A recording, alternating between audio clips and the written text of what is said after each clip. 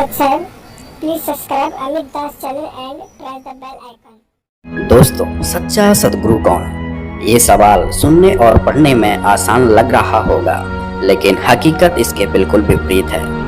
सबसे पहले तो आपको ये बता देते हैं कि सद्गुरु कोई इतनी सस्ती व आसान वस्तु नहीं है जिसे हर कोई प्राप्त कर सके। सद्गुरु की शरण पाने के लिए देवता भी तरसते हैं, लेकिन वर्तमान समय में गुरुओं की भरमार है। देश दुनिया में भक्ति और भगवान के नाम से हजारों लाखों सद्गुरु बने बैठे हैं। अब ऐसे में सवाल यह उठता है कि सच्चा सद्गुरु कौन? अपने अपने धर्म पंथों में अपने अपने गुरुओं को, सद्गुरु को सच्चा बता रहे हैं, लेकिन ये फैसला कैसे हो कि सच्चा कौन? दोस्तों, वीडियो अंत तक देखते जाइए, आप अपने आप ही फैसला कर लेंगे कि सच्चा सद्गुरु कौन है। तो सबसे पहले आपको हम ये बता देते हैं कि सच्चा सद्गुरु कौन होता है और मानव देहधारी प्राणियों को सद्गुरु की आवश्यकता क्यों होती है। सद्गुरु वह अनमोल खजाना होता है जिसे प्राप्त करके मानव हमेशा हमेशा के लिए अमर हो जाता है। सद्गुरु से मिलने के बाद अनेकों लाभ प्राप्त होते हैं। जैसे सद्गुरु मिलने के बाद मनुष्य के सर्व दुख दूर हो जाते हैं, हर प्रकार का रोग कष्ट नष्ट हो जाता है। सद्गुरु शरण ग्रहण करने के बाद मनुष्य सर्व सुखी हो जाता है। सद्गुरु ही है जो मोक्ष कराता है। सद्गुरु उम्र भी बढ़ा सकता है। सद्गुरु मुर्दे को जिंदा भी कर सकता है। सद्गुरु मिलने से मनुष्य का अंधविश्वास पाखंड खत्म हो जाता है। सभी प्रकार की बुराइयां दूर हो जाती हैं। सद्गुरु 84 लाख योनियों में से जाने से बचा लेता है।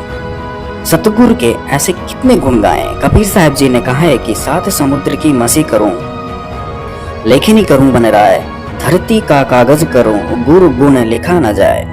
कहने का तात्पर्य है कि सतगुरु मिलने के बाद मनुष्य को अनेक लाभ होते हैं जिसकी महिमा भी नहीं की जा सकती। अब हम विचार ये करेंगे कि क्या हमारा गुरु सच्चा है तो आपको इस तरह से कोई लाभ प्राप्त हुआ है?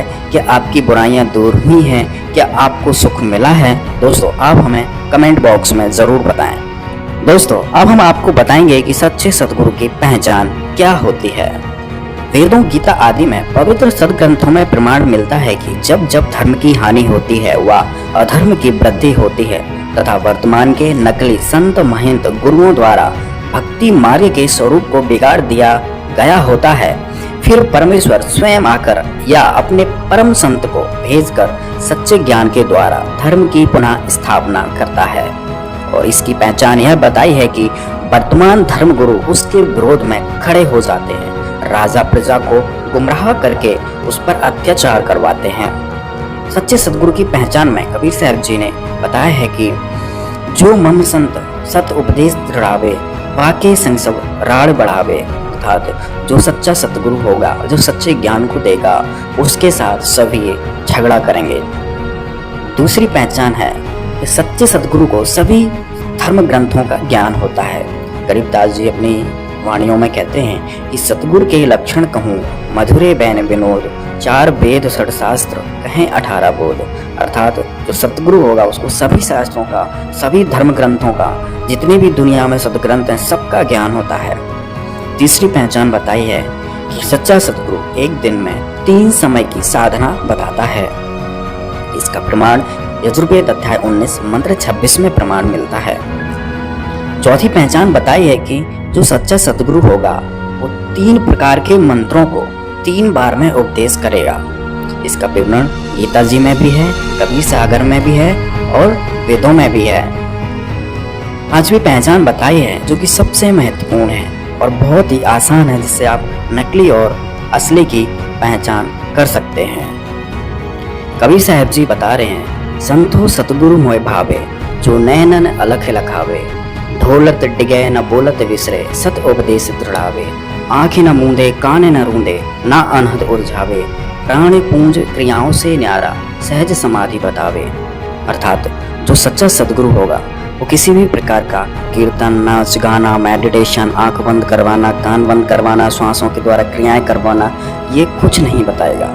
छठवीं पहचान बताई है कि सच्चा सद्गुरु वह होता है जो आपको 2 अक्षरों की जानकारी देता है।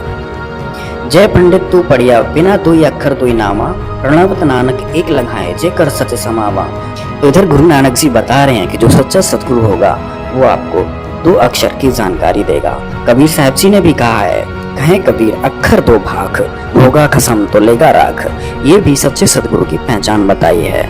7वीं पहचान बताई है कि जो गीता अध्याय 15 के पहले श्लोक में लिखा हुआ है, जो इस संसार रूपी उल्टे हुए वृक्ष की संपूर्ण जानकारी दे देगा, वह सच्चा सतगुरु है।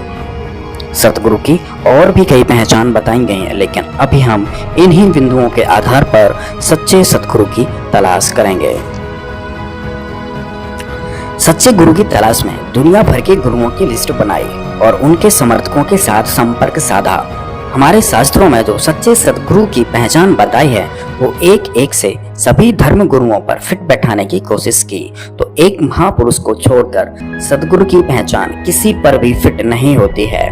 कोई मेडिटेशन करवाता है तो कोई नाच गाना करवा के भजन कीर्तन करवाता है, और इन गुरुओं में से कोई भी 3 बार की साधना नहीं बताता है और 3 बार में कोई मंत्र नहीं देता है। इन सभी धर्म गुरुओं का कोई भी जनता द्वारा ज्ञान का विरोध नहीं किया गया, और इनमें ऐसा कोई भी गुरु नहीं था जिसको 4 वेद, 6 शास्त्र, 18 पुराण, कुरान, बाइबल आदि सभी धर्म ग्रंथों का ज्ञान हो या ज्ञान खोला हो।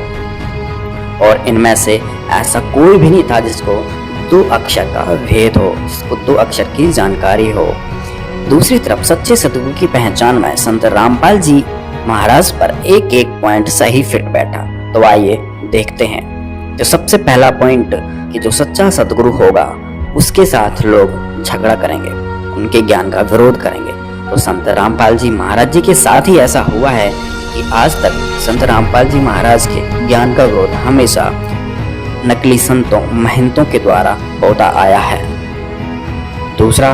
दूसरी पहचान थी कि जो सच्चा संत होगा, जो सच्चा सतगुरु होगा, उसको सभी धर्म ग्रंथों का ज्ञान होगा। तो यह पॉइंट भी संत रामपाल जी महाराज पर फिट बैठता है, क्योंकि संत रामपाल जी महाराज ने ही चारों वेदों को खोलकर दिखाया। वेद, गीता को, कुरान को, बाइबल को, सभी सद ग्रंथों को खोलकर दिखाया है।